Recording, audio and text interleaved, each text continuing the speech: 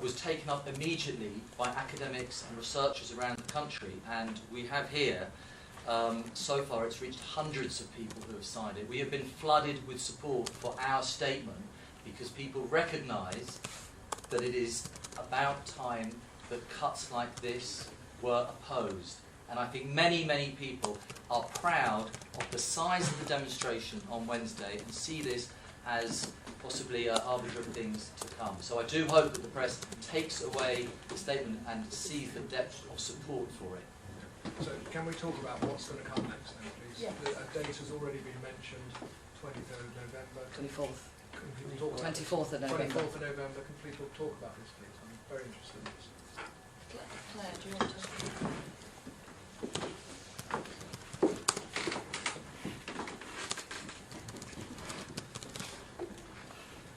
There has been a day of action called for November the 24th. This has been called by the National Campaign Against Fees and Cuts and a number of other people and supporters and other groups.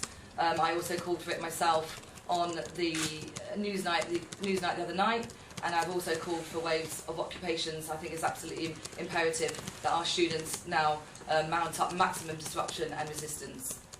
So can you explain a little more? What do you mean by waves of occupation? I think that does exactly what it says on the tin. I expect students to take over their universities and show the government that we will not stand for them smashing our education system. We can, yeah. How do you anticipate the day on November the 24th may go? Well, you can't predict the future. It's impossible What would you to like read to into see? the future. I'd like to see all universities across the country occupied. This is the day that the government will be discussing the proposals, and they will be making a decision on it. And we need to put the pressure on those MPs, specifically the Liberal Democrats, who have promised to eradicate tuition fees, to put pressure on them to keep to their manifesto pledges. Will you give an instruction to students taking part in this demonstration that they should not get violent? It is, well, it's not my place to instruct anybody how to do things. I would obviously encourage students to do this in the most amiable way possible, and yeah. And to keep within the law. Keep within the law, thank you. That's Precisely. One question at the back. Have you considered that if the law continues to be broken, you'll lose public support? Direct action and occupations are both legitimate forms of protest. This has been supported both by myself and the majority of sabbaticals across the country, and including Aaron Porter, the NUS president, on the 7 o'clock breakfast news yesterday. Sorry, no, public support. Are you concerned you could lose public support? I think when you see education struggles in isolation, I don't think you should see the struggles against education in isolation. It has to be that we are sending a message out to all the other people that are facing cuts in the public services, that we are doing it not just for ourselves, but for everybody else that's facing attacks from the government. So you'd like to see a bigger demonstration?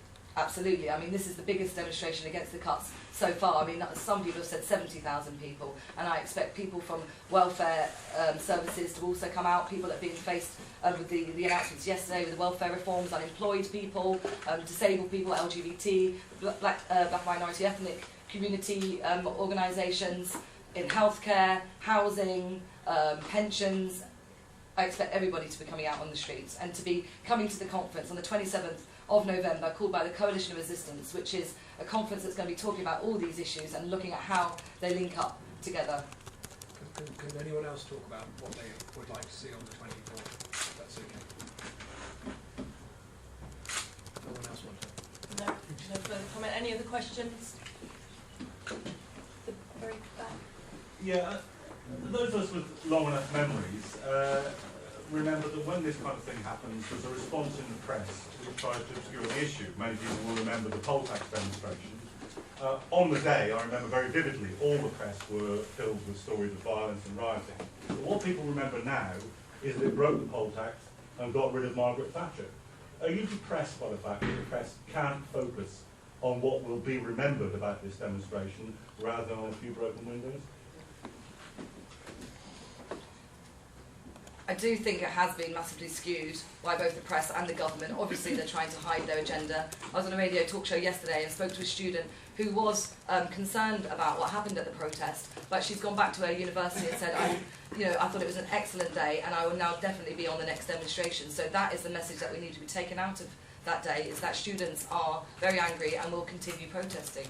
I also think it's rather ironic that the people that are condemning all of the students here are also the same people that voted for the wars in Iraq and Afghanistan and are happy to see millions and millions of people killed in the most violent ways possible. And, you know, again, we need to link up these issues.